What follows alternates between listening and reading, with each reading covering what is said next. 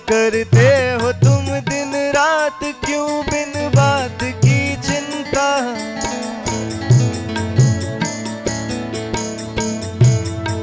तेरे स्वामी को रहती है तेरी हर बात की चिंता। एक तेरा साथ हमको दो जहां से प्यारा है, एक तेरा साथ।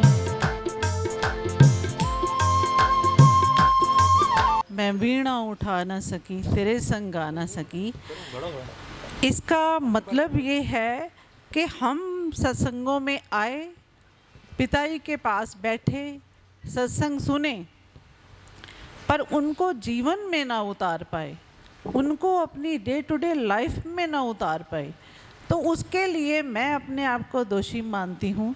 कहीं ना कहीं बड़ा गिल्ट होता है कि पिताजी के साथ इतना वक्त रह कर के, उनके सानिध्य में रह कर के भी हम उस पार ब्रह्म के बारे में ना जान सके, अपने आप को ना जान सके, तो हमारा जो आना है ना इस दुनिया में, वो एक तरह से वेस्ट गया, उसका कोई मायना नहीं है। तो ये है, मैं वीणा उठा ना सकी, संग तेरे गा ना सकी, डले मेरे गीत आहों में, मैं वीणा उठा ना सकी, संग तेरे गा ना सकी, डले मेरे गीत आहों में।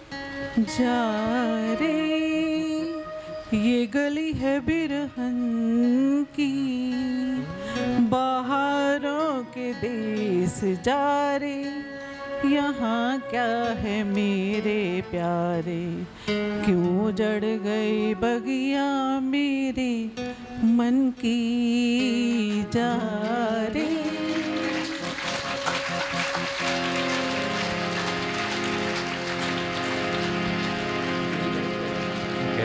रात हसी ये चांद हसी, सबसे हसी मेरा सतगुर। रात हसी ये चांद हसी, सबसे हसी मेरा, और उससे हसी, और उससे हसी तेरा प्यार। तू जाने ना ये नयन डरे डरे, पिए जाम भरे भरे, जरा जीने दो कल की किसको खबर, एक रात होके निडर, मुझे जीने दो ये नयन डरे डरे।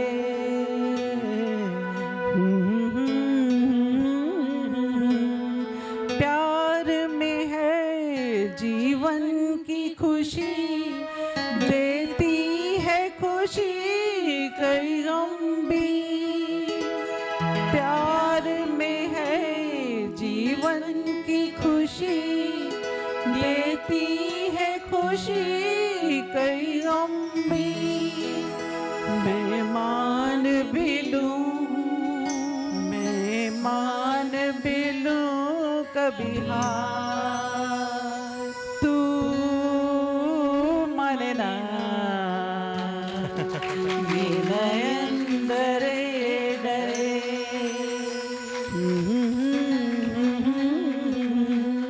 बोलिए शून्य जी महाराज की, शून्य जी महाराज की, आज के आनंद की, आप सब की।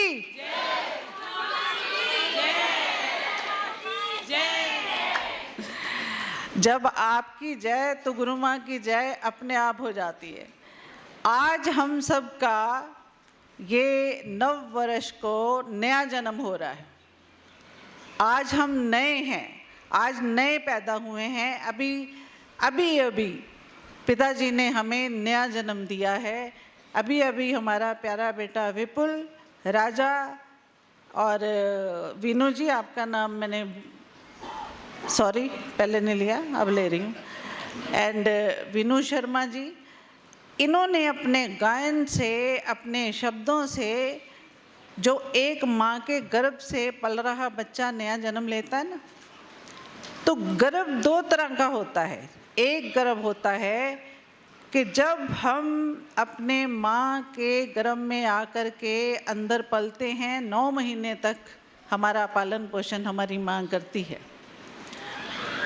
उसमें पिता का भी रोल है, माँ का भी रोल है। वो कैसे कि देखो, हर इंसान में, जैसे कल मैंने कहा, अर्धनारीश्वर है। इसमें आपकी जो इंद्रियां हैं वो 50% मैस्कुलिन है, 50% फेमिनिन है।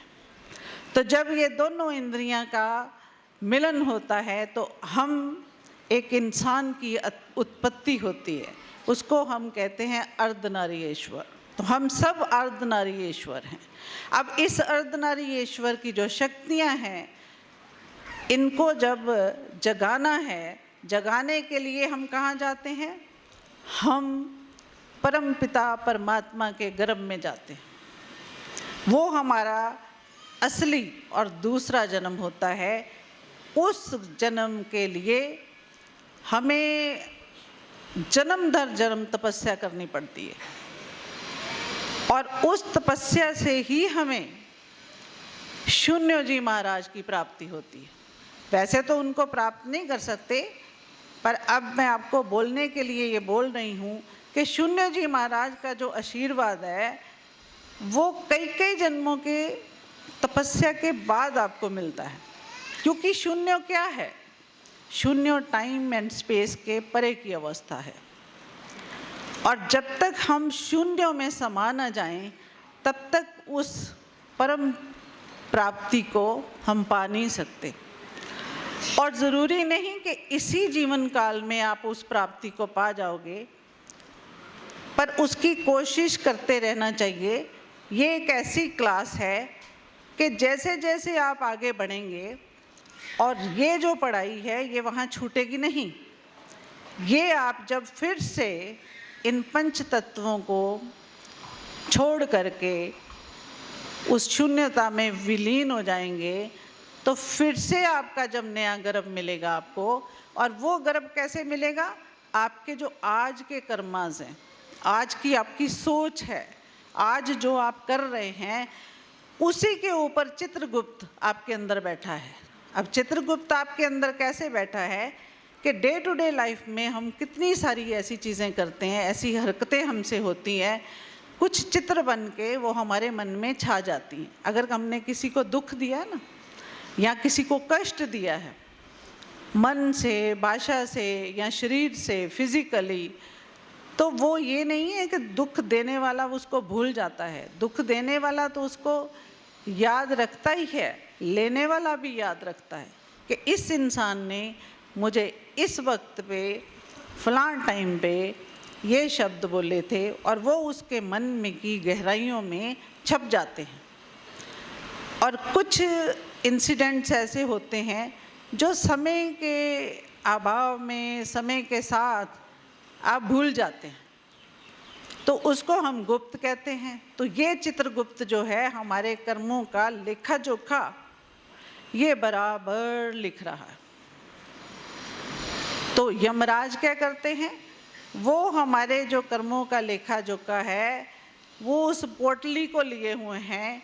उस हिसाब से जो हम अच्छा या बुरा मन से या शरीर से करते हैं, तो वो कर्मों के हिसाब से फिर हमें नया गर्भ धारण जो करते हैं, नए गर्भ में जाते हैं। वो गर्भ किसी का भी हो सकता है।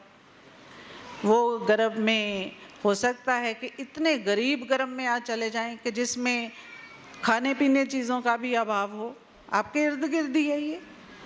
और अगर आपके कर्मास बहुत अच्छे होंगे तो उस हिसाब से में भी आप ऐसे घर में जाएंगे जहाँ पर आपको सोने चांदी के चम्मच से खिलाया जाएगा, जिसको कहते हैं ना बॉर्न विद सिल्वर स्पून।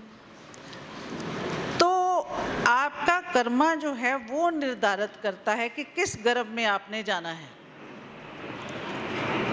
तो जब हमारे हाथ में ही है कि ये सारा हम आगे की जो जर्नी है जिसको हम भूले बैठे हैं, तो उसको याद करने के लिए ही हम यहाँ आते हैं, ताकि आपको आपके सतगुरु आपको जीवन जीने का सलीका बताएं, आप अच्छे इंसान बने, सो दैट आपके आगे की जो जर्नी है उसमें आप इजी हो जाए। जैसे मृत्यु आती है इंसान को, तो मृत्यु भी आपके कर्मास के हिसाब से आती है। अब जैसे चक्रास की मैं अक्सर बात करती हूँ कि मूलाधार में जो इंसान अटक जाता है, जो कि मूल आधार है, जो रीढ़ की हड्डी है, उसके बिल्कुल नीचे जो चक्रा होता है, वहाँ तामसिक आपकी सोच रहती है और आप तामसिक चीज़ों के, वस्तुओं के बारे में सोचते हैं, उसके ऊपर स्वादिष्ठान होता है। तो जो मूलाधार के ऊपर रहता इंसान, पूजा भक्ति या सतगुरु की वाणी उस पर नहीं चलता या अपनी सोच को ठीक नहीं करता, तो जब उसकी मृत्यु होती है तो वो इंसान की जो है मृत्यु बड़ी दर्दनाक होती है। क्योंकि जब हमारी आत्मा निकलती है तो वो किसी द्वार से तो बाहर जाएगी ना। हमारे शरीर के जो द्वार हैं, 9 द्वार हैं, वो एक द्वार को चुनती है, पर वो आपके कर्मास के हिसाब से चुनती है। तो जब तामसिक मृत्यु होती है तो इंसान का जो नाक में से खून आना शुरू हो जाता है, तो उसमें फिर डॉक्टर्स कह देते हैं कि इसकी ब्रेन की नस फट गई है। वो बड़ी पेनफुल मृत्यु होती है। मैंने हॉस्पिटल में रह कर के बहुत से लोगों की वो मृत्यु देखी है। तो चूँकि मुझे इसका ज्ञान था तो मैं उनकी फिर थोड़ी सी लाइफ हिस्ट्री के बारे में जानती थी कि इस इंसान ने ऐसा क्या किया कि इसके खून से, नाक से जो खून निकल रहा है और ये इसके सारे अंग टेढ़े हो गए हैं और ये अजीब सी स्थिति में इंसान चला गया है, कोमा में चला जाता है और बिल्कुल ऐसे बहुत अजीब स्थिति में वो मृत्यु जो है वो किसी को प्राप्त ना हो, वो उन्हीं को प्राप्त होती है जो तामसिक रहते हैं, सारा टाइम गंदी सोच रखते हैं या बहुत ज़्यादा डिज़ायर्स रखते हैं और वो डिज़ायर्स के लिए किसी को भी धोखा, किसी को भी दुख देते हैं। और कुछ लोगों का मुंह टेढ़ा हो जाता है, वो भी मृत्यु मैंने देखी है। तो जब उनकी भी हिस्ट्री लेती हूँ तो वो जो हमारा स्वादिष्ठान है कि सारा टाइम खाने के पीछे, वस्तुओं के पीछे दौड़ना, जो मर्ज़ी आया खा लिया, इसीलिए खाने पे बड़ा ज़ोर दिया गया है, सात्विक भोजन पे बड़ा ज़ोर दिया गया है। ये जो हम कुछ भी खा लेते हैं, जिसको कहते हैं कि जानवरों को मार के खाना, उनकी हत्या करके खाना, तो इससे क्या होता है, जो जीव होता है उसकी आत्मा उसके साथ रहती है और कभी कभी उस जीव के साथ आपके भीतर भी चली जाती है। तो वो आपका जो अंतर मन है, अंतर आत्मा है, वो उस जीव का भी नाम लिख लेती है। ये तो ऐसे इंसानों का मरते वक्त मुंह टेढ़ा हो जाता है, क्योंकि इसी मुंह से ही उन्होंने इन चीज़ों को ग्रहण किया। तो वो मृत्यु भी अच्छी नहीं, क्योंकि मरते वक्त भी इंसान को सुंदर ही लगना चाहिए। बहुत से लोग जो हैं वो आपको जीते जी नहीं देखते, पर जब आप इस शरीर को छोड़ देते हैं ना, तो जो नहीं भी जानता वो भी आपको देखने पहुंच जाता है। और आपकी अगर देह इतनी भयंकर लगती है तो लोग एकदम से डर जाते हैं। ये हॉस्पिटलों में मैंने देखा है, मेरा पर्सनल एक्सपीरियंस है जिसके बेसिस पे मैं बात करती हूँ। कभी कभी कुछ लोग ऐसे होते थे, वो ऐसे लगते थे जैसे समाधिष्ट अवस्था में हैं, और कभी कभी ऐसे लगते थे कि यही इंसान जीते जी तो बहुत सुंदर लग रहा था, पर जैसे ही उसकी मृत्यु हुई तो इतनी डरावनी उसका चेहरा हो जाता था कि इवन कभी कभी जो स्टाफ मेंबर्स होते थे वो भी उसको हाथ लगाने से डरते थे। तो ऐसे लोगों की जो सोच होती है, जो भोजन होता है वो अच्छा नहीं होता। इसीलिए स्वादिष्ठान और मणिपुरा चक्रा जो है, ये इन दोनों की मैं बात कर रही हूँ। और जिन लोगों की सोच अच्छी होती है और जो प्रेम से भरे हुए होते हैं, उनकी जो ऊर्जा है वो अनाहत चक्रा पे चली जाती है। तो ऐसे लोग अकारण दूसरों को प्यार करते हैं। मैं उस प्यार की बात नहीं कर रही, अपनी पत्नियों को छोड़ के दूसरों की पत्नियों से प्यार। कहीं बाहर जा कर के फिर कहो कि गुरु माँ ने तो इजाज़त दे दी है। प्यार या प्रेम वो होता है जिसमें कुछ लेना नहीं होता, जिसमें किसी को दुख देना नहीं होता, जिसमें सुरेंडर होता है, जिसमें आपके प्रेजेंस से दूसरा इंसान खिल जाए, उसको एक ऐसी अनुभूति हो कि मानो सामने परमात्मा ही खड़ा है। उस इंसान से ऐसी खुशबुएं आए और मन करे उसके पास बैठे ही रहें। जैसे अभी विपुल राजा उपाध्याय जी, सॉरी उपाध्याय जी, आपका तो नाम ही नहीं लिया है, Upadhyay ji please, Upadhyay ji very sorry, ये हमारे हृदय में रहते हैं, पर चूँकि थोड़े छुपे हुए थे, गुरु माँ की इतनी विज़न नहीं है, तो उपाध्याय जी मैं हाथ जोड़ के क्षमा चाहूँगी। तो ये जब यहाँ होते हैं तो हम क्यों खुश हो जाते हैं। अब मैं दर्शन डोड़ी से बाहर आते ही मैंने इनको आलिंगन किया, किस लिए? क्योंकि ये हमें जब अच्छे अच्छे गायन सुनाते हैं, क्योंकि हर इंसान का जो अंतरात्मा है उसकी उत्पत्ति, इस सृष्टि की उत्पत्ति, पेड़ पौधों की उत्पत्ति, इस कायनात की उत्पत्ति संगीत से हुई है। जैसे पिताजी ने कल कहा ना, जिस दिन संगीत इस जगत से उठ गया, ये पूरा संसार, पूरी कायनात खत्म हो जाएगी। और ये सत्य बात है। हम कितना नाच गाना करने लगते हैं, इतना झूमने लगते हैं, और स्पिरिचुअलिटी का मतलब ही ये है खुश रहना, आनंदित रहना, ना कि सीरियस हो जाना और सीरियस हो जाना।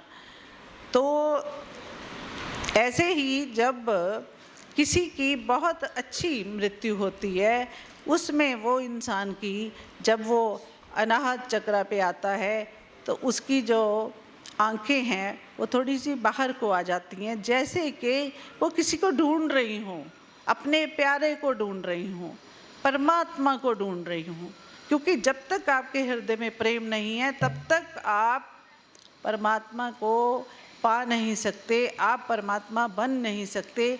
आप प्रेम करेंगे, प्रेम हृदय में ले लेंगे तो अपने आप वो शक्तियाँ आपके ऊपर अमृत वर्षाने लगेंगी। तो जैसे ही विशुद्धि चक्रा और हमारा आज्ञा चक्रा, इसके ऊपर आपकी ऊर्जा चली जाती है, जो कि आपके अच्छे कर्मों से जाएगी, समाधियाँ लगा करके नहीं जाएगी। कि अच्छे जब हम कर्मास करेंगे, दूसरे को प्रेम करेंगे, किसी का दुख दर्द समझेंगे और सबके लिए अच्छी अच्छी वाणी बोलेंगे। जब न्यू ईयर होगा, रात के 12 बजे हम पार्टी करते हैं, अगर वो 12 बजे सिर्फ 2 मिनट आप सबका सुख मांगना शुरू कर दो, सबका, समस्त संसार का, पूरे जीव जंतुओं का, हर शय का, और उस शून्यता में 1 सेकंड के लिए आप स्थित हो जाएं, जो कि टाइम एंड स्पेस से परे है, और आप महसूस करेंगे जैसे ही आपने समस्त प्राणियों, समस्त संसार, पूरी कायनात का सुख मांगा, उनका भी, जिनको आप जानते भी नहीं, तो स्वतः यूनिवर्स से आपके ऊपर खुशियाँ बरसने लगेंगी। आप महसूस करेंगे उसी क्षण, आँख बंद करे हुए, जैसे पूरी कायनात सतगुरु के रूप में आपके ऊपर खुशियों को उड़ेल रही है। अब से खुशियाँ संभाली नहीं जा रही। तो आप ऐसा करके देखना। तो ऐसे इंसानों का जो वो बोल होती है, जो वाणी होती है ना, जैसे भगवान कृष्ण ने जब वो 18 अध्याय अर्जुन को सुनाए, तो वो सुना करके भगवान से जब दोबारा वो क्वेश्चन करता है, तो भगवान ने एक बार तो ये भी कहा कि अर्जुन, जब वो मैं तुम्हें ये सारी बात बता रहा था बोल रहा था, ज्ञान दे रहा था, उस टाइम वो मैं नहीं था। मैं समय के चक्कर से परे हो कर के वो अपने आप वो वाणी जो है, वो दिव्य वाणी तुम तक पहुंच रही थी। तो वो जो दिव्य वाणी भगवान कृष्ण के कंठ से, जिसको हम भगवत गीता में सुनते हैं, अब देखो समय के हिसाब से चीज़ें डिस्टॉर्टेड हो जाती हैं, बिगड़ मरोड़ तरोड़ दी जाती हैं, पर जो ओरिजिनल वेदास ग्रंथ होते हैं वो बहुत सारे मुगलों ने जला दिए। जैसे नालंदा यूनिवर्सिटी में भी बहुत लिटरेचर था, उसको भी जला दिया, पर फिर भी कहते कि परमात्मा का नाम जलाया नहीं जा सकता।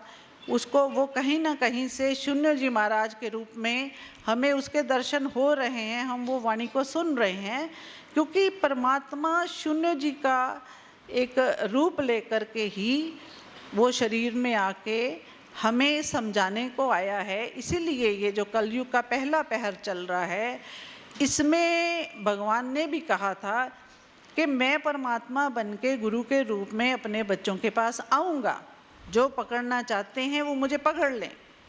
तो इसी वजह से आज जो हमारा नया जन्म हुआ है, जिसमें हमने नए जन्म में एक प्लेज लेनी है, एक हमने प्रेयर करनी है सतगुरु को कि हमसे अब से कोई भी गलती ना हो, किसी को हम दुख ना दें, किसी को कष्ट ना दें, और हो सके तो हम प्रेम ही प्रेम, प्रेम ही प्रेम बांटे। तो जैसे ही हम आज्ञा चक्र पे पहुंचते हैं तो हमें चीज़ें साफ साफ दिखाई देने शुरू हो जाती हैं। जैसे आप लोग आते हो ना, तो आपके घरों में मैं गई नहीं, पर आपके घरों में क्या क्या पड़ा है, क्या क्या रख के आए हो, वो भी मुझे दिख जाता है। अब मैं महाराज जी की, वो जैसे धृतराष्ट्र का था ना संजय, मैं महाराज जी की संजय हूँ। जब आप लोग कभी कभी आप महाराज जी को आके ना ऊपर ऊपर की कहानियाँ सुनाना शुरू करते हो, तो ये संजय फटाफट अपनी पोजीशन ले लेता है। आप सोचते हो कि संजय वैसे ही बैठा है, संजय वैसे ही नहीं बैठता। संजय अपना तीसरा नेत्र खोल के आपके अंदर का एक्सरे कर रहा होता है, और जो चीज़ें आप महाराज जी को तरोड़ मरोड़ के बता के जाते हो, जैसे ही महाराज जी अंदर जाते हैं, संजय पीछे पीछे चला जाता है, और पीछे पीछे जाके महाराज जी को बता देता है कि वो जो फलां लड़की पीले सूट में आई थी, जहाँ वो लाल सूट में आई थी, वो जो फलां व्यक्ति आया था, तो महाराज जी वो ये वाली बात ऐसे कह रहा था। अब देखो मैं भी कितनी अनाड़ी हूँ। महाराज जी बड़ी मंद मंद मुस्कान लिए हुए मुझे ऐसे टेढ़ी सी आंख से देखते हैं और हंसते हैं। तो महाराज जी उस टाइम हंसते हैं तो वो भी मैं पकड़ लेती हूँ, महाराज जी को भी पकड़ती हूँ। महाराज जी अभी आप ये सोच रहे हैं ना, बताओ मेरा ही शिष्य है, मेरे को ही म्याऊं, मेरी बिल्ली मुझे ही म्याऊं, मुझे ही शिक्षा दे रही है। ऐसी बात नहीं है। ये क्या है कि जब मुझे चीज़ें नज़र आती हैं, विजन्स आते हैं या कुछ आभास होते हैं, तो उन आभासों को मैं पहले तो अपने तक ही रख लेती थी। तो उससे क्या होता था, कभी कभी किसी का नुकसान हो जाता था जिसके बारे में आभास आया है। उस टाइम मुझे सर्टिफिकेट नहीं मिला था गुरु माँ का, तो वो गुरु माँ का जब महाराज जी ने सर्टिफिकेट दे दिया, तो फिर मैं ओपनली आपसे बातचीत करने लगी। तो उस बातचीत में आपके साथ आपको मेरे पे विश्वास हुआ, तो मैं क्या करती हूँ, फ़ोन कर देती हूँ अगर किसी का नंबर मेरे पास अवेलेबल है।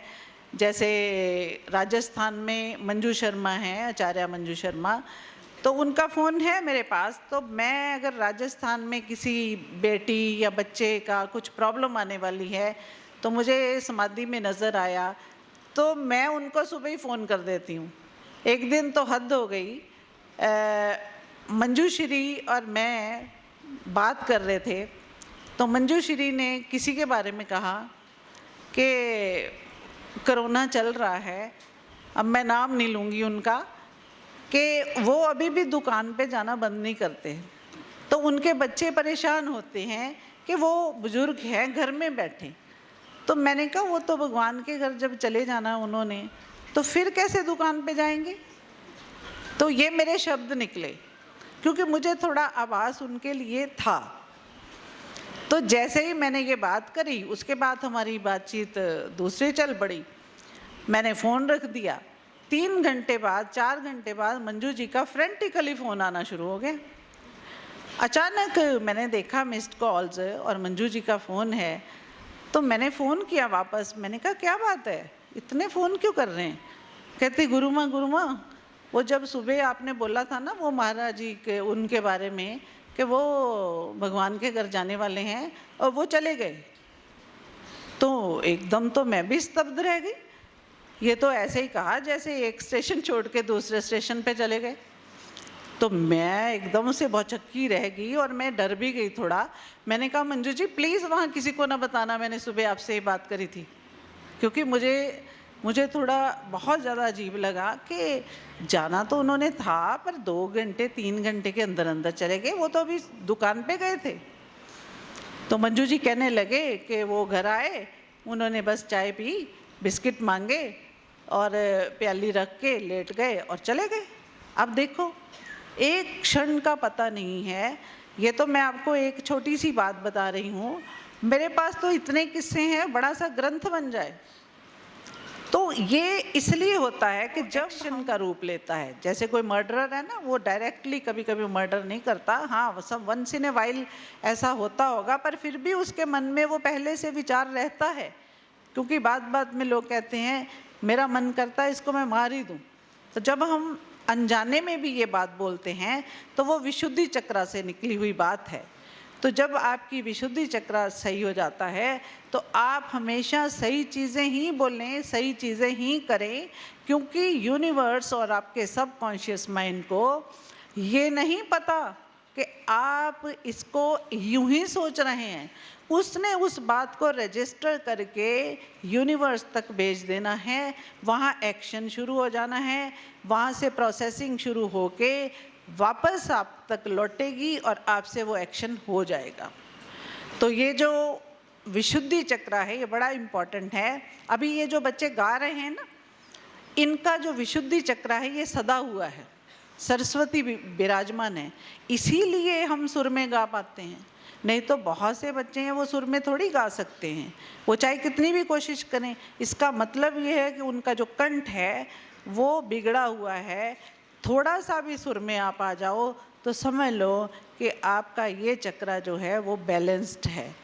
फिर उसके बाद आज्ञा चक्र है, आज्ञा चक्र के ऊपर सरसहार है। तो जब मृत्यु ऐसी होती है कि जिसमें आपकी आंखें हल्की सी ऊपर चढ़ जाती हैं, जैसे हम समाधिष्ट होते हैं ना तो तीसरे नेत्र को देखते हैं, तो आंखें ऑटोमेटिकली आपकी, आप नोट करना, आपका जो मुंह है हल्का सा ऊपर टिल्ट हो जाएगा और आपकी जो आंखें हैं वो यहाँ आज्ञा चक्र पे चली जाएंगी। तो इससे क्या होगा, आपका जो तीसरा नेत्र है वो एक्टिवेट, बैलेंस हो जाएगा, जिससे आपको चीज़ें साफ साफ दिखाई देनी शुरू। आप टाइम ट्रेवलर बन जाओगे। आप समय से आगे जा कर के चीज़ें देख सकते हो, समय के पीछे, इवन पास्ट लाइफ को देख सकते हो, अपनी ही पास्ट लाइफ को देख सकते हैं हम। ये जो माला का जप करते हैं वो भी इसीलिए करते हैं क्योंकि आपके अंदर भी 108 है, बाहर भी 108 है। तो जो इन्फिनिटी है, जो कि कभी ख़त्म नहीं होती कायनात, वो नंबर इसीलिए 108 को प्लस करो तो 9 बन जाता है। तो वो जो 9 है वो इन्फिनिटी है, और शून्य अवस्था में हम जब जाते हैं तो हम इन्फिनिटी को प्राप्त कर जाते हैं।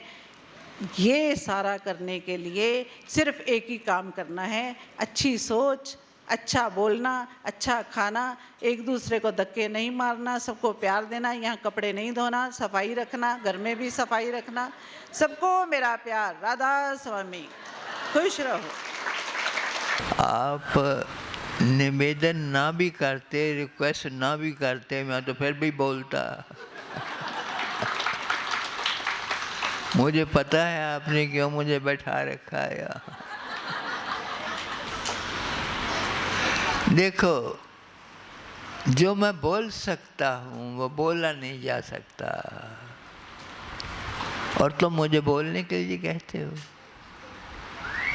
सच में बताऊँ, बड़ी कोशिश करता हूँ कई तरीकों से तुम तक पहुंचने की कोशिश करता हूँ।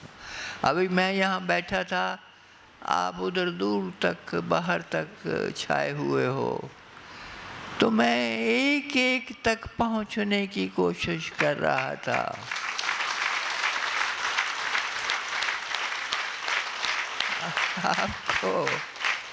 आपको आशीर्वाद भरपूर मिले, और ये याद रखना, आशीर्वाद तो सतगुरु को बरसता है दिन रात, लेकिन कौन ग्रहण कर पाते हैं? जिनकी झोलियां खुली हैं, जिन्होंने अपना आपा सब खोल रखा है, और जो वहाँ नहीं है यहाँ है, उनको मिलता है। मैंने देखा मन दौड़ रहा है, विचारों से भरा हुआ, कोई कहीं है कोई कहीं है, सिर्फ शरीर यहाँ है, आप कहीं और हो, खो जाओगे। जिस दौलत को विपुल ने कहा दौलत लूट लो, कौन सी दौलत लूट लो? ये दौलत ऐसी है, ये तुम्हारे घरों में आ जाती है, तुम्हारी झोलियां भर देती है।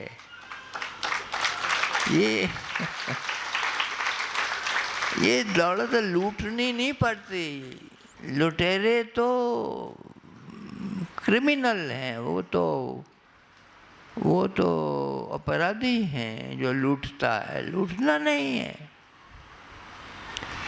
ये भजन जो बनाया है, लूट सके तो लूट ले, ठीक है, वो अपनी जगह है, लेकिन मैं तुमसे कहूँगा, अरे वो जो परम औषधि है, वो जो परम उपलब्धि है, वो जो परम प्राप्ति है, वो जो परम सुख है, परम आनंद है, वो बिना तुम्हारे लूटे तुम्हारी झोलियों में आ जाता है, तुम्हारे जीवन में उतर आता है, क्योंकि उसका एक ही तो काम है। मैं क्यों हूँ तुम्हारे सामने, मैं क्यों यहाँ आता हूँ? मेरा अभी शरीर थोड़ा कमज़ोर है, काम नहीं करता है, मैं वैसे भी अपने आसन में रहता हूँ, बाहर नहीं आता हूँ, लेकिन तुम्हारे लिए माँ ले आती है, माँ लेती नहीं, चलना है। मैंने आज भी कहा, मैंने कहा आप जाओ, मुझे रहने दो उस मस्ती में, उस मस्ती में। ये क्या भजन गा रहे थे? मस्ती, किसकी मस्ती? ओ मस्ती, हाँ। राजा भी गा रहा था, विपुल भी गा रहा था। मस्त, वो मस्ती क्या? मस्त का अर्थ होता है डूब जाना, उसमें निमज्जित हो जाना, अपना वजूद खत्म हो जाए, बस वही वो। तो फिर क्या होता है? फिर एक नाच आता है तुम्हारे कदमों में, फिर एक संगीत बजने लगता है तुम्हारे हृदय में, फिर तुम रंग रलियां मनाने लगते हो। अब आज पहला दिन है साल का, नया साल चढ़ा है, मैं तुम्हें कहूँ बहुत बहुत मुबारक है नया साल, बहुत बहुत मुबारक है। लेकिन सतगुरु तो यही चाहता है कि इस साल के हर दिन तुम्हारी खुशियों से भरे हुए हों, एक एक दिन तुम्हारे जीवन में न कष्ट आए, न क्लेश आए, न दुख आए, न रोग आए, न शोक आए। सारा साल तुम एक आनंद में विभोर रहो। बड़ी कोशिश करता हूँ मैं तुम्हें ले जाने की वहाँ, जो नहीं भी मेरे साथ जुड़े हुए हैं, दूर हैं, उन तक भी पहुँचने की कोशिश करता हूँ। लेकिन क्या करूं, मैं फेल हो जाता हूं, कभी कभी नहीं पहुंच पाता। दीवारें इतनी मजबूत हैं बना रखी तुमने, क्या करूं? तोड़ना मैं जानता नहीं दीवारों को, बस गुजर जाना चाहता हूँ, उसके भीतर से आप तक पहुँच जाना चाहता हूँ। वो बहुत बार संभव नहीं हो पाता, लेकिन मैंने तुमसे कहा है कि अगर तुम उसकी हवाओं के लिए खुले हो, अगर तुम निमित्त मात्र हो और पूर्ण रूप से समर्पित हो, शरणागत हो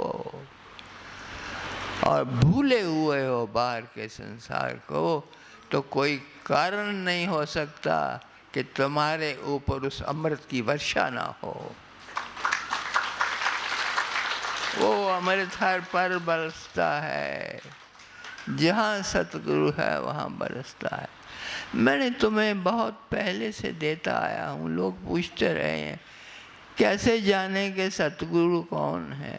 मैंने कहा एक ही बात समझ लो, दूर जाने की ज़रूरत नहीं है, ज़्यादा लंबी बातों की आवश्यकता नहीं है। यस्य स्मरण मात्रेण मनसा स्यात् प्रसन्नता देहि दुखाद समुच्यते।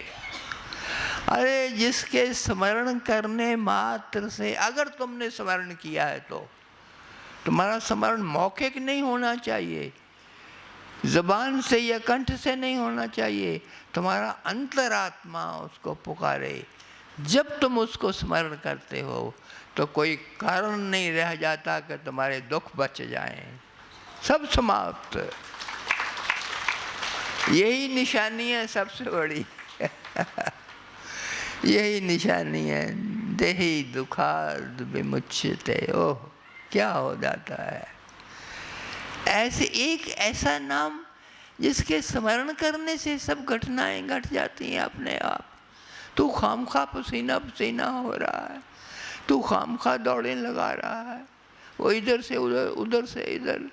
मैं किससे पूछूं कि क्या कर रहे हो?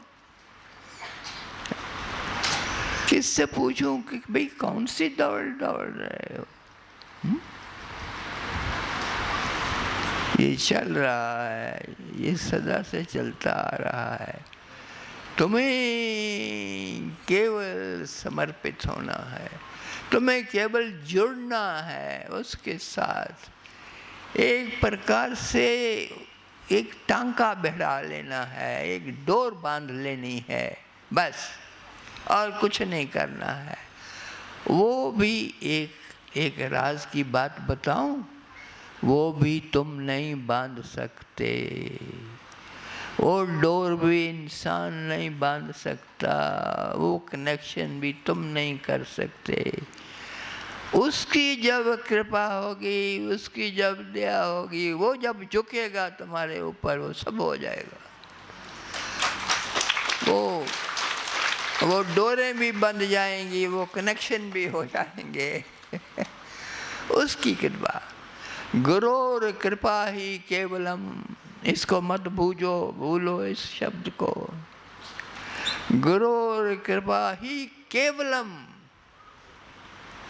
कुछ और नहीं, कुछ और चाहिए नहीं। क्या चाहिए? कहाँ से मिलेगा? द्वार खटखटा के देख लो, सब द्वारों पे चले जाओ, सब दुनिया घूम जाओ, सब देख लो, अंत में यही परिणाम निकलेगा।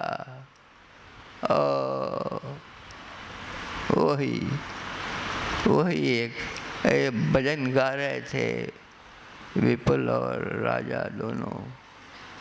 क्या भजन गा रहे थे? उसका सहारा, एक उसी का सहारा चाहिए है? एक उसका सहारा मिल जाए तो और कुछ नहीं चाहिए। अरे इसकी दुहाई देने की ज़रूरत नहीं है। मैं तुम्हें बताऊं, मैं देख करके परख करके अनुभव करके बता रहा हूँ तुमसे। मैं ऐसे हवा में बात नहीं करता, ना मैं किताबी बातें करता हूँ। मेरे पास किताबें पढ़ने के लिए आंखें नहीं हैं, मैं नहीं पढ़ सकता। और दूसरी बात है, दिमाग भी नहीं है मेरा। क्या करूं? मुझे समझ में नहीं आता वो काले अक्षरों में या नीले अक्षरों में क्या लिखा है। इसलिए जो मैं कहता हूँ भाई अपना अनुभव कहता हूँ, जो मुझे मिला है, जैसे मिला है, जैसे मिला है, जिस प्रकार से मिला है, जिससे मेरे सारे तन के, मन के, श्वास के, आत्मा के सब दुख दूर हो गए, जिससे सब चला गया क्लेश, कुछ न बचा, कुछ न, कोई सोच न रही। नैवं चिंतन्ति, नैवं चिंतन्ति, न सोचती न कांक्षती, ना कुछ न रहा, इच्छा ही न रही। जब इच्छाएं जो तुम्हें चाहिए वो अपने आप पूर्ण हो रही हैं, होती हैं अगर तुम वहाँ हो। अगर तुम वहाँ हो, अगर यहाँ हो तो पूर्ण नहीं हो सकती, ये भी बता दूँ, वहाँ हो। और परमात्मा पता क्या कहता है, मैं यहाँ भी हूँ, मैं वहाँ भी हूँ, मैं वहाँ भी हूँ, मैं वहाँ भी हूँ, मैं वहाँ भी हूँ, मैं वहाँ भी हूँ, सब जगह वो है। उसको देखो, उसको जानो। क्या क्या कहा उन्होंने? उन्होंने कहा जित देखूं उत तू। कबीर साहब ने कहा कि सब घट उसको देखता हूँ मैं, सब घटों में वो दिखाई दे रहा है। कबीरा पूरन पाइए पूरे का गुणगान, सब घट साहब दीठा। अरे इन आँखों से जिनसे संसार भी ठीक से दिखाई नहीं देता, वो परमात्मा दिखाई दे जाता है। वो साकार रूप में तुम्हारे सामने आ जाता है। वो कहता है मैं साकार भी हूँ, मैं निराकार भी हूँ, मैं निर्गुण भी हूँ, मैं सुगुण भी हूँ, मैं तुम्हारे लिए सब करने को तैयार हूँ। तेरी नौकरी कर रहा है परमात्मा, सेवा कर रहा है, संसार की सेवा में दिन रात लगा हुआ है। किसकी सेवा करेगा? हाँ? आपकी सेवा में उतरा हुआ परमात्मा, तुम उसको ढूंढते हो। कष्ट कब आता है? लोग आते हैं, कहते हैं महाराज जी ये हो गया, महाराज जी वो हो गया। क्या हो गया? अनिष्ट हो गया, दुख आ गया। मैं एक ही जवाब देता हूँ, मैंने कहा तुमने उसका हाथ छोड़ दिया है, बस। अरे ये हाथ तेरा उसने पकड़ा हुआ है, तूने नहीं पकड़ा हुआ। तेरी तरफ से तो कोई पकड़ है ही नहीं। उसने पकड़ रखा है कि मेरा बच्चा बर्बाद ना हो जाए, गलत रास्ते ना चला जाए। तुम्हारी खुराफातें इतनी हैं कि तुमने क्रिएट कर लिया दुख अपने लिए, फिर भी वो तुम्हारा हाथ थामे हुए है। मैंने कहा तुमने झटक के उसका हाथ छुड़ा दिया है, इसलिए दुख आया है, नहीं तो दुख ना आता। याद रखना है, याद रखना है इस बात को। दुख के आने का कोई कारण नहीं है, क्योंकि दुख जाना नहीं इस पृथ्वी ने। देखो इन पक्षियों को जो रोज चहचहाते हैं मेरी डालियों में, देखो इन हवाओं को, देखो इन पेड़ पौधों को, एक कभी गम में नहीं जाते, कभी दुख नहीं है इनको, कोई शोक नहीं है, कोई शिकायत नहीं है, कोई कंप्लेंट नहीं है। They never crib and complain. कभी इन्होंने आके शिकायत नहीं की किसी ने ना। इन्हीं डालियों पे इनकी मौत भी आ जाती है, लेकिन नहीं, अंत तक चाहते हैं। क्योंकि ये सुछंद हैं, इन्होंने तुम्हारी ये खुराफातें संसार की सीखी नहीं हैं। ये जो तरह तरह की गलत वृत्तियाँ जो इंसान ने सीख ली हैं, ये चालाकियाँ, ये हेरा फेरियाँ, ये सब जो आ गई हैं इंसान के भीतर लालच के कारण, ग्रीड के कारण, उसकी वजह से दुख है और तुम बहुत पीछे छूट गए। ये बाजी मार गए, ये पक्षी बाजी मार गए, तू पीछे छूट गया, बहुत पीछे छूट गया। तुम कहते हो मुझे पार लगाओ, अरे वो पार लग गए, तुम बैठे रहे, पार लगाओ। कहने से मुझे पार लगाओ, पार न लगोगे। जो रास्ता बताया जाता है, जिस पथ पे चलने की कोशिश करता है सतगुरु, उस पथ पे तुम्हारा एक कदम भी पड़ जाए तो तुम मंजिल पे पहुंच जाओगे। मैंने इतनी गारंटी दे रखी है। लोग गारंटियां देते हैं, शायद गारंटियां देने का ज़माना है। मैं कोई गारंटी नहीं देता, लेकिन मेरी गारंटी तो सदा से मौजूद है कि तुम एक कदम चलो उस पथ पे, देखना क्या नज़ारा होता है।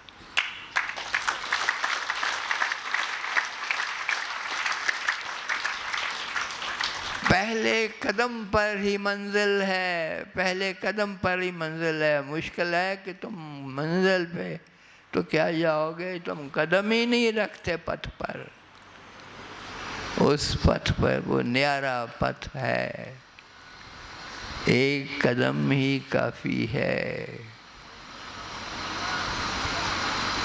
बोलते हो सुख बरसा, अभी भजन चल रहा था वहाँ, सुख बरसा, सतगुरु सुख बरसा। ये चुन चुन कांटे नफरत के, प्यार के फूल उगा, सतगुरु सुख बरसा। मेरे देखे तुम फजूल में आवाज़ें उठा रहे हो, सुख बरसा, सुख बरसा। उसको कहने की ज़रूरत नहीं। वो क्यों आया है जगत में, उसने क्यों साकार रूप लिया तेरे लिए, क्यों आया राम, क्यों आया कृष्ण, क्यों आया कन्हैया, क्यों आए गुरु नानक देव जी महाराज, किस लिए आए। कबीर साहब किस लिए उतरे जगत में, साकार रूप के। परमात्मा ने ही दया करके, अनंत कृपा करके तुम्हारे ऊपर, दुखी जनता को देख करके, दुखी संसार को देख करके, कृष्ण बन के, कभी बुद्ध बन के, कभी महावीर बन के, कभी नानक, कभी ये आपका बेचारा, ये बेचारा आपका मरीज, क्या करूं, क्या कहूं उसको। कबीर साहब जो कहते गए, ना कुछ किया ना कर सका, अभी कर नहीं सके कुछ भी। क्यों नहीं कुछ कर सके? कि इंसान टेढ़ा है, वो सीधा होता ही नहीं। कितना सीधा करते जाओ। मैं भी जाते वक्त यही कहूँगा, ना कुछ किया ना कर सका, न करने योग शरीर। अगर कुछ हुआ भी है तो जो किया सो हरि किया, जो किया सो हरि किया। होता तो सब हरि की मर्जी से है, लोग जानते नहीं। बिना हरि के चाहे कुछ भी नहीं होता है जगत में, हो नहीं सकता। तो उसी की कृपा को लौटाने के लिए, लुटाने के लिए मैं तुम्हारे सामने आता हूँ कि किसी के ऊपर एक छींट पड़ जाए, एक छींट भी तुम्हारे ऊपर पड़ जाए तो मेरा बन जाए, मेरा संसार बन जाए। तुम जब भी शाम को जाया करो घर, सोने से पहले ये सोचा करो कि आज के दिन तुमने किसी के आंसू पोंछे, किसी पे कृपा की, किसी पे दया की, किसी के जीवन में हंसी लाए हो। हंसी हंसी खो गई। और मैं कहा करता हूँ कि तुम कुछ काम ना करो, ना ध्यान करो, ना योग करो, ना संध्या करो, ना प्रार्थना करो, ना कीर्तन करो, तुम हंसने लग जाओ।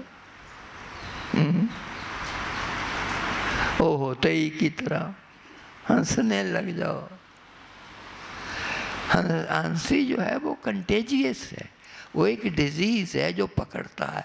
तुम हंसने लगोगे, दूसरा हंसेगा, तीसरा हंसेगा, चौथा हंसेगा, वो हंसी सारी दुनिया में फैल जाएगी। हंसो, हाँ?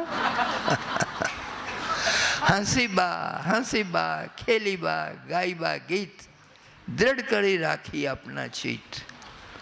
हंसी बा खेली बा गाई बा गीत, दृढ़ करी राखी अपना चित्त। अपने चित्त को दृढ़ रखो और हंसने को कभी मत नकारना। बिना कारण के हंसते रहो, तुम्हारी दुनिया बदल जाएगी। मेरी आवाज़ को सुन सकते हो तो सुन लो, तुम्हारी दुनिया बदल जाएगी। तुम हंसने लगो, मुसीबत भी आए तो हंस दो, हंस दो।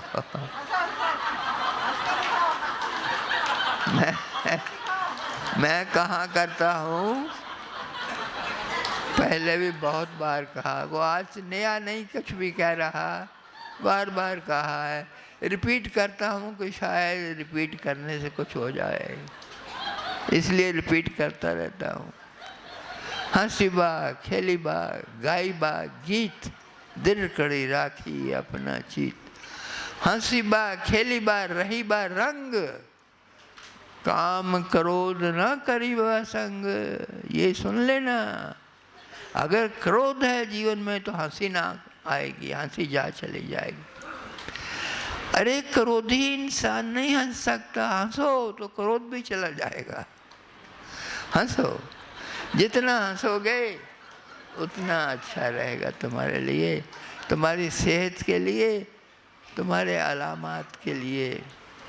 ये जो काम क्रोध न करेगा संग, न वासना न विषय न क्रोध, ये जहर है, ये जहर है। इनको मत पीना। विषयान विषवत त्याज्य, जैसे जहर को छोड़ देते हैं वैसे इसको छोड़ दे। भगवान कृष्ण अपने शिष्य से भी, अर्जुन से भी यही कहते हैं, विषयान विषवत त्याज्य। अरे छोड़ दो ना ये काम वासना, ये वासनाएं, ये विषय, ये विकार, ये क्रोध, ये वैमनस्य, ये क्या है और क्या क्या है, लोभ मोह अहंकार, ये सब त्यागो। क्यों त्यागो? कि ये तुम्हारे दुश्मन हैं, तुमने उनको पाल रखा है, फिर कहते हो दुख है। अरे वो जहर का काम कर रहे हैं, छोड़ो उनको। अगर इतबार करते हो सतगुरु पे तो मान लो कि ये जहर है, इसको छोड़ दो। मैंने कितनी बार सब सत्संगों में इस पे बड़ा जोर दिया है कि इनको छोड़ दो। मैं जानता हूँ कि जब तक उसकी कृपा न होगी या न छूटेगा, ये भी कह दूँ, लेकिन कृपा उस पे होती है जो अधिकारी बनता है। तुम कदम तो उठाओ, वो पहचान लेगा, वो समझ लेगा कि तू आ गया, तू आ गया, तो बस उसी से एक चमत्कार घटित होगा। तो सुख तो वो बरसाता ही है, लेकिन एक और काम करता है सतगुरु तुम्हारे लिए। देखो कोई आता है, वो कहता महाराज जी ज्योतिषी कहते हैं कि संतान नहीं है। अब उसके जीवन में संतान नहीं है। सब लोग संतान चाहते हैं जिन्होंने शादी की है, इसीलिए की है कि संतान हो, परिवार हो। सतगुरु तुम्हारे लिए, तुम्हारे मुकद्दर से भी लड़ाई करता है।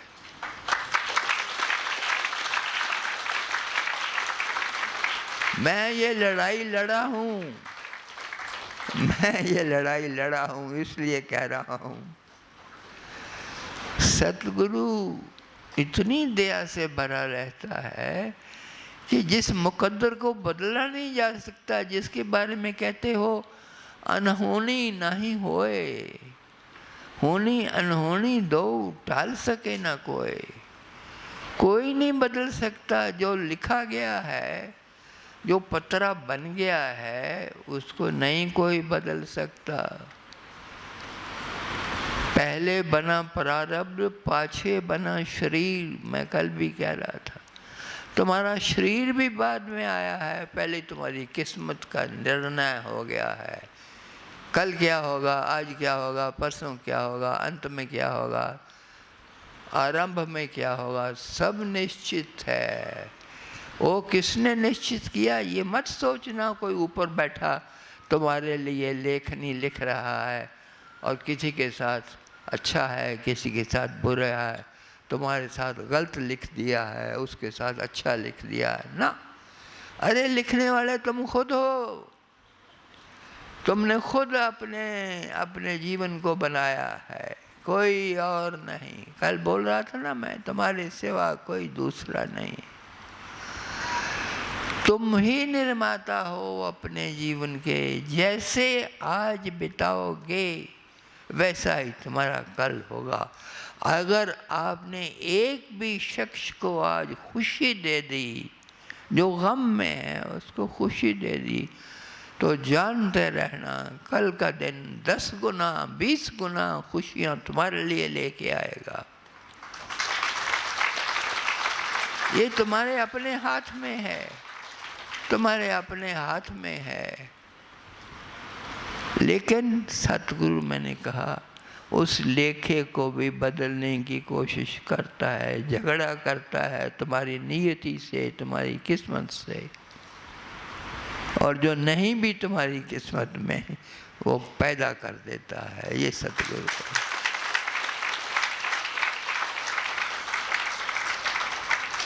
लेकिन वो सदा के लिए नौकर नहीं है तुम्हारा।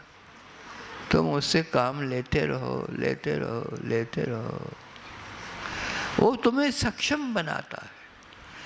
जैसे जैसे वो तुम्हारे काम भी करता है, साथ में तुम्हें सक्षम बनाता है। ये जो सत्संग चलते हैं, ये जो आशीर्वाद दिए जाते हैं, इसका एक ही मकसद है कि तुम्हारे जीवन उल्टी चाल छोड़ करके सीधी चाल पे आ जाएं। तुम्हारा जीवन सुखी हो जाए, समृद्ध हो जाए, संपन्न हो जाए, खुश हो जाए, आनंदित हो जाए।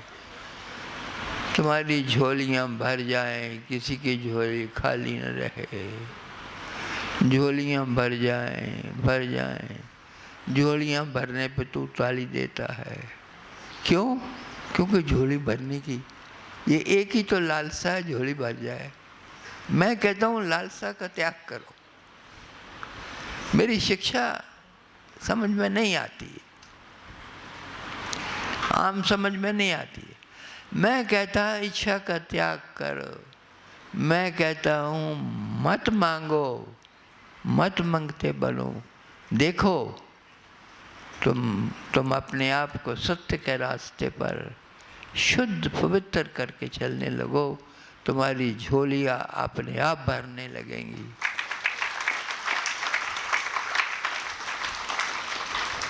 किससे मांगना? मांगने की क्या? जिससे मांग रहे हो वो मुस्कुरा रहा है कि मैंने सब कुछ तो दे रखा है, तुम्हारे अंदर ही तो बैठा हूँ। तत्सृष्टवात देवानुप्राविशत्। दिलीप, तत्सृष्टवात देवानुप्राविशत्। अरे वो कहीं गया नहीं है। कहाँ से आवाज़ें दे रहे हो उसको? कहाँ से बुला रहे हो? वो तुम्हारे आत्मा के केंद्र में स्थित है सदा सदा के लिए। और पुकार पुकार में उसने कहा, उसने पुकार पुकार के कहा, ईश्वरः सर्वभूतानां हृदेशे अर्जुन तिष्ठति। भगवान कृष्ण ने रिपीट किया कि हर एक के हृदय में वो पहले से विराजमान है, नहीं तो तेरा जन्म न होता, नहीं तो तू सृष्टि में ना आता। वो है, उसको वो सलाम करो, उसका शुक्रिया अदा करो। उसकी नियामतों का तुम देनियाँ नहीं दे सकते। इसलिए हम कहा करते हैं कि रात को सोने से पहले तुम कुछ नहीं कर सकते, भूल जाते हो। लोग बोलते हैं महाराज जी क्या करें, कुछ नहीं होता। तो मैं कहता हूँ सोने से पहले अपने जूते अपनी चारपाई के नीचे करके रख दिया करो सोने से पहले। और सुबह उठ करके उन जूतों को निकालने के लिए झुको, झुकना होगा, घुटनों के बल झुको। और जब झुको तो उसको याद करो। तो कम से कम उस वक्त ही याद कर लो और उसकी अनंत नियामतों के लिए उसका धन्यवाद करो, उसका धन्यवाद करो। और कुछ करने को नहीं। सब प्रार्थनाएं फजूल हैं, एक ही प्रार्थना बचती है, तेरा शुक्रिया, तेरा शुक्रिया, लाख लाख शुक्रिया, तेरा धन्यवाद हे प्रभु। तू ना हो तो कुछ ना हो। अभी एक गाना गा रहे थे हमारे कलाकार जो अंतर्राष्ट्रीय ख्याति प्राप्त हैं ये बच्चा, ये राजा तो मेरे सामने प्रभुत्व को प्राप्त हुआ है। मुझे बड़ी खुशी होती है इसको देख के। ये बोल रहे थे, बड़ी चंबे वाली बात बोल रहे थे कि उसको याद करते हो कि तेरी कृपा से मैं यहाँ हूँ, तेरी कृपा से मैं जिंदा हूँ ना। अरे वो ना होता तो तेरा वजूद भी ना होता, तेरा वजूद भी ना होता तू कहाँ होता? हा? तू है तो मैं हूँ, जन्म मैं श्वास ले रहा हूँ, तेरी कृपा से मेरा जीवन चल रहा है। जीवन तुम्हारा चल रहा है क्योंकि वो है, और जब तक वो मौजूद है, तुम हो, संसार है, ये कायनात है, ये आकाश है, ये धरती है, जब तक तुम हो, और जब तक वो ईश्वर है, ईश्वर है तो तुम हो तो ईश्वर है। ईश्वरः सर्वभूतानां हृदेशे अर्जुन तिष्ठति। ब्राह्मण सर्वभूतानि यंत्ररूढ़ानि माया। अरे वही तो है। मत भूलो, सारा दुख दुनिया का, सारा संसार में संताप इसलिए है कि तुम भूल गए हो ना। उसको भूलते ही दुख आएगा, याद रखना मेरी बात को। उसको भूलते ही जीवन में दुख उतरेगा। ये मेरे सामने महादेवी बैठी हैं, देवियों को देवी महादेवी बैठी हैं जिनको मैं नमस्कार करता हूँ। मेरे सामने भगवान कृष्ण बैठे हैं। बांसुरी नीचे है लेकिन उनकी बांसुरी सुनने वाले सुन सकते हैं। मैं सुन रहा हूँ उस भगवान की बांसुरी। ये मेरे सामने बैठे हैं, तुम नहीं देख पा रहे क्योंकि वो मैं सन्मुख हूँ उनके। ये एक आधार है। भगवान कृष्ण सब जगह है।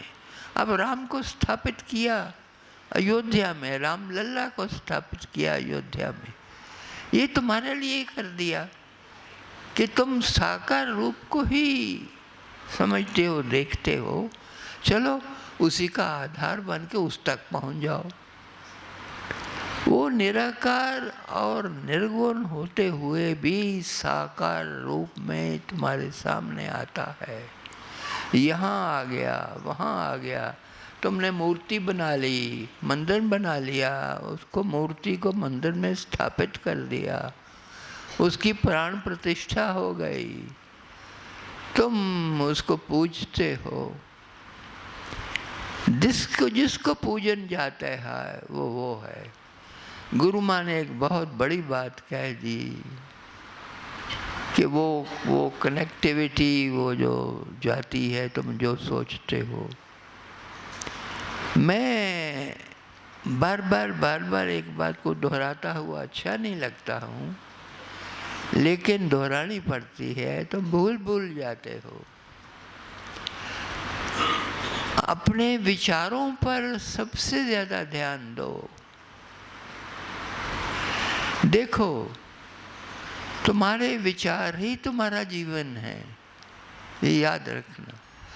तुम क्या बोलते हो ये वो नहीं सुनता, तुम्हारे भीतर तुम्हारा मन क्या कर रहा, कौन सी तरंगे वो छोड़ रहा है, उसको वो पकड़ता है। वो माल के कुल, वो तुम्हारी उन तरंगों को पकड़ता है जो भीतर से निकलती हैं। वो तुम्हारे ना वचनों पे जाता है, ना तुम्हारे कृत्यों पे जाता है। तुम कितना संवारते रहो, कितना किसी की सेवा करते रहो, अगर यहाँ से नहीं है वो, अगर अंतरात्मा से नहीं है वो सेवा, तो किसी काम की नहीं है। वो पहुँचेगी नहीं उस तक, वो तुम्हारी पूजा और प्रार्थना नहीं बनेगी, तुम्हें उसका फल नहीं मिलेगा। तुम लाख करते रहो। ये इसलिए क्रियाकांड का खंडन है। ये क्रियाकांड जितने भी करते हो, क्योंकि ये बाहर के हैं, इसलिए इनका खंडन करते हैं। अगर ये भीतर से आ रही हैं तो इनका कोई खंडन नहीं है। क्रियाकांड सभी मान्य हैं, यज्ञ भी मान्य है, मंत्रोच्चारण भी मान्य है। और तुम जो समाधि में बैठते हो, माँ तो बहुत देर तक इस शिव मंदिर में बैठती हैं। मैं कभी कभी पूछता हूँ किसके लिए बैठे हो? जो संगत आने वाली है उसके लिए बैठी हूँ।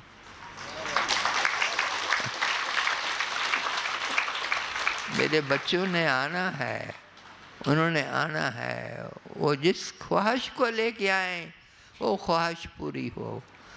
वो जिस अपनी इच्छा को लेके आए हैं वो पूरी हो। देखो, मैं कहा करता हूँ कि तृष्णा मत रखो, लेकिन इच्छा है तो वो पूरी होगी। तृष्णा दुष्तर है, तृष्णा तुम्हें गिराती है, तुम्हें पतन की ओर ले जाती है। तृष्णा तुम्हें झुंझलाती है, संसार में बर्बादी की तरफ ले जाती है। लेकिन इच्छा रखते हो, एक पवित्र, एक अच्छी इच्छा, सबसे अच्छी इच्छा तो है सब जगह हो। उसी के लिए हम कोशा हैं, उसी के लिए हम प्रयासरत हैं। और तुम्हारे लिए मेरा तो यही हुक्म है कि प्रयासरत रहो, परिश्रमरत रहो, प्रतीक्षारत रहो, प्रार्थनारत रहो, प्रेमरत रहो, पर सेवारत रहो। इसमें सब आ गया। दम दया ध्यान, दम दया दान ध्यान, ये चार बातें, ये चार बातें। दम, अपनी इंद्रियों को ऊपर काबू रखो, अपने इंद्रियों के मालिक बनो, उनकी चाकरी मत करो, उनके अधीन मत हो जाओ, नहीं तो वो हमेशा उन दौड़ते हुए घोड़ों की तरह जो बिना लगाम के दौड़ते हैं, वो ले जाएंगे तुम्हें कुराहे पे। इसलिए दम, ध्यान बहुत जरूरी। ध्यान क्या है? ध्यान ध्यान ध्यान ध्यान ध्यान। परम चैतन्य की जो कहा नहीं जा सकता उसको कहने का प्रयास कर रहा हूं, तुम ध्यान से सुन लेना। परम चैतन्य की एक कभी ना नाश होने वाली अनश्वर अनंत जागरूकता में गहरी छलांग है ध्यान। और वहाँ क्या है? वहाँ क्या है? वहाँ न विचार है, न विषय है, न वासना है। वहाँ क्या है? परम मौन है। और वो गहन मौन अपने में परमात्मा सत्ता और एक गहन शून्यता लिए हुए है। कह नहीं सकता क्या कह रहा हूँ मैं? हा? जिसको कहा नहीं जा सकता, फिर भी कुछ शब्द मैंने इस्तेमाल किए। ये है ध्यान। और दान की तो व्याख्या मैं क्या करूं, बहुत बार की है। दो, जितना हो सकता है दो।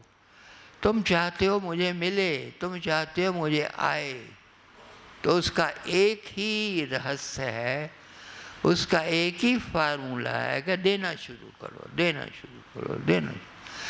जितना दोगे पीछे से 4 गुना 10 गुना हो करके चला आएगा। ये अटल नियम है पृथ्वी का, इस प्रकृति का नियम है कि तू खाली कर अपने आप को, देते जाओ, पीछे से बहुत आएगा। अब ध्यान पीछे मत लगाए रखना कि अभी आया नहीं। मैंने प्रतीक्षा कहा है, देखो प्रतीक्षारत रहो। तुम मांगते हो आम, महाराज जी मुझे आम चाहिए। मैं देखता हूँ कि बरसात हो रही है, वहाँ बर्फ पड़ रही है, ये आम मांग रहा है, तो मैं क्या करूँगा? मैं उसका बीज ढूंढूंगा, उसमें टाइम लगता है। मैं उस बीज को बोऊंगा, उसमें समय लगता है। वो बीज फूटेगा, उसमें समय लगता है। वो फूट करके पौधा थोड़ा सा ऊपर आएगा, उसमें समय लगता है। वो पौधा बड़ा होगा, उसमें समय लगता है। वो एक दिन रुत आएगी तो उस पर भूर आएगा, उस पर समय लगता है। फिर फल आएगा, उसमें समय लगता है। वो फल पकेगा, उसमें समय लगता है। और वो फल पक के गिरेगा, उसमें समय लगता है। मैं वो फल उठाऊंगा, साफ करूंगा और तुम्हारी झोली में डाल दूंगा। समय लगता है, इसलिए उतावले मत हो जाओ। उतावले को कुछ नहीं मिलता है, उसको आम ना मिलेगा अगर उतावले हो तो। धैर्य, इसलिए मैंने 2 बातों पे बहुत जोर दिया है, श्रद्धा और धैर्य। श्रद्धा और धैर्य। अगर श्रद्धा है तो कोई वजह ही नहीं, सारी दुनिया एक तरफ हो जाए तो मैं मिल के रहेगा। और अगर धैर्य है, सबूरी है, सब्र है, तो वो 200% मिलेगा, 200% मिलेगा।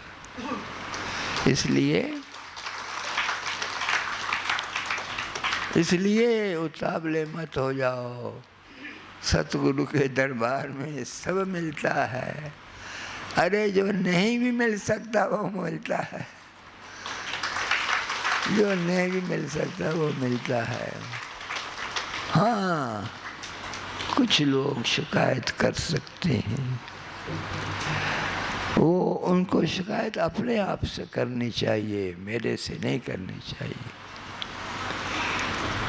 वो जुड़े नहीं हैं, पहली बात। दूसरी बात, वो खुले नहीं हैं। तीसरी बात, वो समर्पित नहीं है।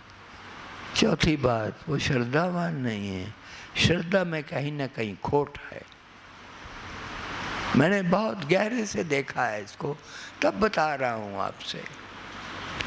तो ये सब प्राप्ति आपके अपने हाथ में है, ये सब आपके अपने हाथ में है। अब क्या कहूँ तुमसे, मैं तो कहता हूँ नया साल है, नया साल है, इसके लिए ढेर सारे आशीर्वाद लेके जाओ। उस साल का नया दिन, हर नया दिन नई खुशियाँ लेके आए आपके लिए। हाँ, ये बैसाख तो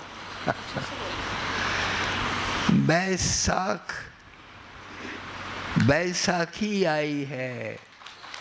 बैसाख से शुरू होता है साल, नया साल। हम अंग्रेज़ों की बात नहीं कर रहे जो जनवरी से शुरू करते हैं अपने साल को। हम यहाँ गरीब लोग हैं, हम यहाँ के छोटे मोटे लोग हैं, गांव में रहते हैं, इसलिए वहाँ की बात करते हैं। ये बैसाख है, बैसाख का मास आपके लिए शुभ हो, सारा साल आपके लिए खुशियों से भरा रहे, सारा साल खुशियों से भरा रहे। जानते हो तुम, एक बात शायद जानते नहीं, मैंने पहले कही है, फिर से कह दूं, ये मेरा कसूर नहीं है। वो जानता है, जब आपको किसी को भी किसी प्रकार का कष्ट या दुख आता है, तो इस बात को 16 आने नहीं 100 आने सच समझना। वो दुख मुझे पकड़ता है। तुम्हें कोई भी परेशानी आए, मुझे तुरंत पकड़ती है, मैं तुरंत परेशान हो जाता हूँ। यहाँ बैठा माँ को तो पकड़ माँ सारी रात रोती रहती है, जागती रहती है। मैं पूछता हूँ क्या हुआ, मैं तो जागता हूँ सारी रात, तो मुझे पता लग जाता है। मैं पूछता हूँ माँ क्या हुआ, मेरी भी माँ है ना, बेटी है लेकिन माँ है, माँ है, माँ पहले है बेटी बाद में। तो मैं कहता हूँ माँ क्या हुआ, तो ये फिर सारा किस्सा सुनाती हैं, लंबा किस्सा सुनाती हैं। ये देख लेती हैं, इनको पता लग जाता है, सब पता लग जाता है तुम्हारे दुख सुख। देखो आपके सुख में तो हम शरीक नहीं होते, सच्ची बात बताओ, क्योंकि वो उसका कारण नहीं है। आपके सुख में शामिल होकर के उसको साथ में जीना वो कोई महत्ता नहीं रखता है। मैं दुख का साथी हूँ, आपके दुखों में साथ देना चाहता हूँ। मैं हूँ ही यहाँ इसलिए आखिरी दम तक, आखिरी श्वास तक, खून के आखिरी कतरे तक मैं आप में बिछा हुआ हूँ और कुछ करने को नहीं है, आपके साथ हूँ। इसलिए ये पाप मत कभी कर लेना कि आप अकेले हो, ये सोच लेना। वो साथ है। मैं जब साथ नहीं छोड़ता आपका, सतगुरु जब आपका साथ नहीं छोड़ रहा, तो आप क्यों छोड़ छोड़ के भाग रहे हो? हाँ, क्यों छोड़ छोड़ के भागते हो? जहाँ भी मैंने देखा कष्ट आया है, वो इसीलिए आया है कि आपने पीठ कर ली है उसकी तरफ। पीठ करते ही दुख की छाया पड़ने लगती है ना, ऐसा नहीं करना। और आखिरी बात कह दूं कि अपनी यात्रा को बीच में नहीं छोड़ना। चरे बेटी चलते जाना, चलते जाना। ये मेरा बड़ा एक बार बार कहने का तरीका है कि आपकी जो इच्छा है वो भगवत इच्छा बन जाती है अगर आप रुकते नहीं हैं, झुकते नहीं हैं, टूटते नहीं हैं, मुड़ते नहीं हैं ना। अगर आप चलते रहे,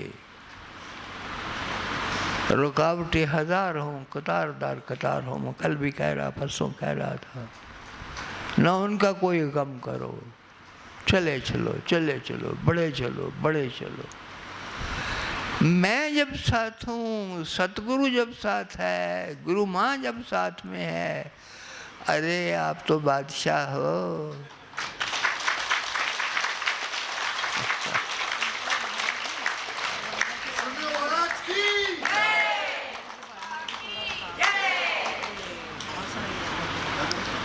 माँ बहुत चिंतित है एक बात को लेके। इसने कहाँ कहाँ पहाड़ों में, जंगलों में मेरे साथ घूम करके कुछ चीज़ें कलेक्ट की हैं, कुछ चीज़ें जोड़ी हैं। वो इनको ध्यान में नज़र आया, ध्यान में इनके वो आई बात, तो हम निकल पड़े उसको लेने, ढूंढने। किसी पंसारी की दुकान पे नहीं गए, किसी साधु संत के पास नहीं गए, किसी आयुर्वेदा के पास नहीं गए पूछने के लिए कि ये क्या है। अपनी ही प्रज्ञा जो काम की उसके मुताबिक निकल पड़े और नायाब चीज़ें इन्होंने इकट्ठी करके, मेहनत करके, स्वयं खड़े हो करके उनको बनवाया। जितनी मेहनत इन्होंने की है मैं जानता हूँ। अच्छी सेहत नहीं हो फिर भी, कुछ खराबी भी आ गई है फिर भी दिन रात लग करके कुछ चीज़ें तैयार की हैं आपके लिए। क्योंकि कह रही हैं, मुझे कह रही हैं महाराज जी, आपका शरीर और आपका आशीर्वाद काम नहीं करता। जैसे आपका शरीर काम नहीं करता वैसे ही आपका आशीर्वाद भी फेल होता है, काम नहीं करता। तो मैंने एक बात कर ली है, मैंने एक तरीका ढूंढ लिया है कि जहाँ आशीर्वाद नहीं पहुँचता वहाँ मेरी दवाइयाँ पहुँचेंगी।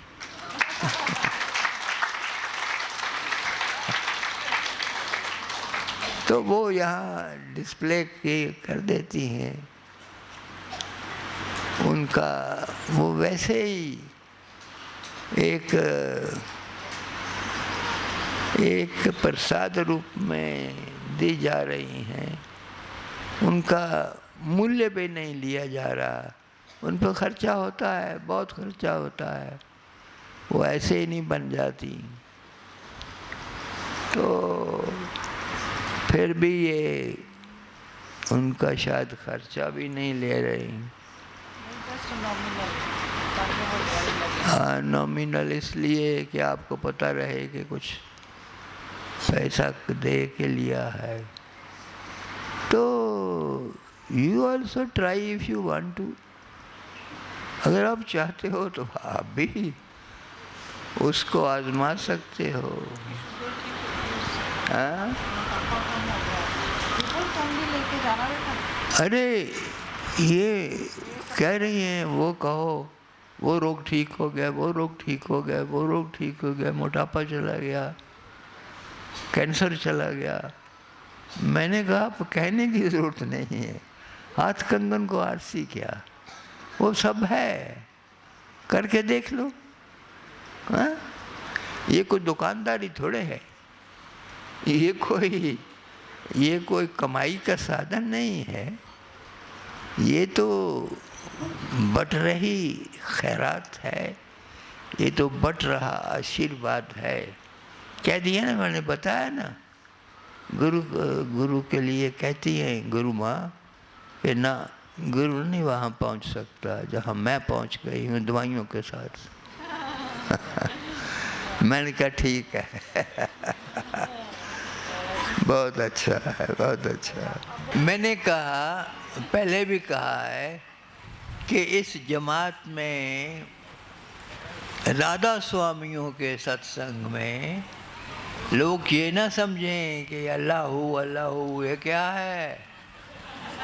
कईयों ने पूछा भी कि ये मस्जिद में जो अजान है वो यहाँ कैसे आ गई राधा स्वामियों के सत्संग में। नहीं, ऐसा नहीं है। राधा स्वामियों ने अपने आप को बहुत छोटा कर लिया है, बहुत छोटे से फ्रेम में बांध लिया है। राधा स्वामी तो वो परमात्मा का नाम है, उसको ईश्वर कह लो, उसको भगवान कह लो, उसको परमात्मा कह लो, उसको कृष्ण कह लो, उसको राम कह लो, उसको रहीम कह लो, उसको करीम कह लो, उसको बुद्ध कह लो, उसको महावीर कह लो, कुछ कह लो, वो एक ही है। उसको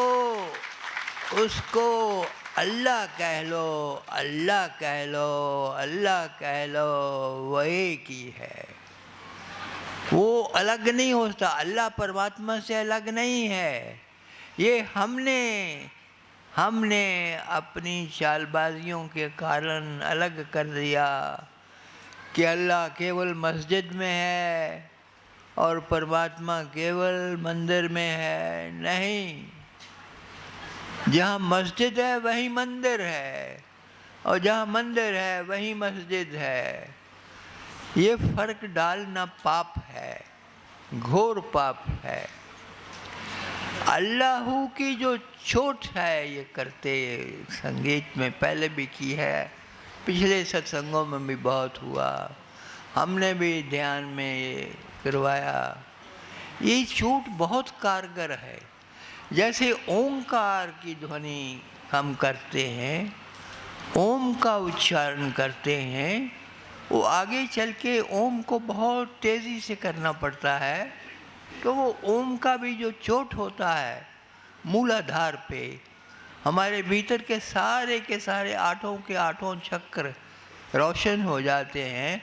वो इसी एक नाद से, ये भी एक मार्ग है परमात्मा को पाने का। ये जो इन्होंने अल्लाह किया, इसका ये गलत मतलब निकाल लेना कि हम तो राधा स्वामी हैं, हमने ये पाप कर दिया, हम तो जी जाएंगे नहीं वहाँ तो ये चलता है, वहाँ तो वो चलता है। क्या चलता है? हाँ, क्या चलता है? परमात्मा का नाम चलता है, वो ईश्वर का नाम चलता है। वो जो परवरदिगार है उसी को याद करते हो, अल्लाह कह लो, कुछ कह लो। और अल्लाह एक शब्द ऐसा बना है, ये दरअसल मेरे से पूछो तो निकला तो ओम से ही है। ये जो हम ओम की ध्वनि करते हैं, ये एक ऐसी ध्वनि है, दरअसल ये नाम नहीं है, ना खुदा का नाम है, कुछ नाम है। ये एक ऐसी साउंड है, एक ऐसी ध्वनि है जो पारलौकिक है, और जो जब गिरती है इंसान पर तो उसके सारे पर्दे खुल जाते हैं, तो वो नया हो जाता है। नई जागृति आ जाती है, नया स्वास्थ्य मिल जाता है और उसके लिए नया जगत खुलने लगता है। ऐसी ये चमत्कारिक क्रिया है। ये हम ध्यान केंद्रों में करवाया करते हैं। तो इसको ऐसा नहीं जोड़ना, बुरा नहीं करना। हैदराबाद से लोग आए हुए हैं, मुझे मालूम है कुछ लोग बहुत कट्टर हैं और राधा स्वामी के सिवा किसी और नाम को सुनना नहीं चाहते। ना, इतना छोटा मत बनाओ अपने आप को। तुम विराट हो, तुम बहुत बड़े हो, तुम बहुत बड़े हो। तुमने अपने आप को छोटी सी फोटो में रख लिया, फ्रेम कर लिया छोटा सा अपने आप का। अरे तुम्हारे पे कोई फ्रेम नहीं है, तुम बिना फ्रेम के विराटतम हो। फिर वही बात, बनाओ राधा स्वामियों के मंदिर। मैंने मना नहीं किया, मैंने खुद बनाए हैं राधा स्वामियों के मंदिर, लेकिन मैं उनको राधा स्वामी नाम नहीं दिया मैंने। वो शंकरलाल बैठा है यहाँ, शंकरलाल जी आप वहाँ चलाते हो? हाँ, क्या? आनंद आश्रम। और राधा स्वामी आश्रम चलाते हैं जो हैदराबाद में, आनंद आश्रम उसका नाम रखा है अब। ये हमारे आचार्य महोदय हैं। तो और जगह भी कई जगह चलता है सत्संग सभी। ये अभी आश्रम का इनॉग्रेशन किया है, उसका नाम है चंडीगढ़ आश्रम। हाँ, भीलवाड़ा में एक चंडीगढ़ वालों के लिए स्थान बनाया भीलवाड़ों ने। शुक्रिया अदा करो उनका। ये हाँ, सिर्फ चंडीगढ़ वालों के लिए नहीं, लेकिन चंडीगढ़ पे खास कृपा किया, नाम चंडीगढ़ का दिया और सबके लिए है, मंदिर तो सबके लिए है। अब ये मत सोचना कि राधा स्वामी बड़ा ऊंचा नाम है। राधा स्वामी नाम नहीं मिलता है, ये मंजिल तक पहुंचाता है, लेकिन दूसरे नामों का अनादर नहीं है, क्योंकि दूसरे नाम बराबर की शक्ति लिए हुए हैं, कोई छोटा बड़ा नहीं है। मैं यही, इसीलिए मैंने दोबारा माइक लिया और अशोक पंडित की इजाज़त ली कि आपसे बात कर सकूं।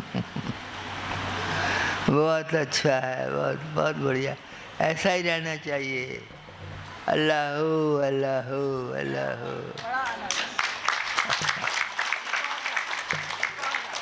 अल्लाह अकबर।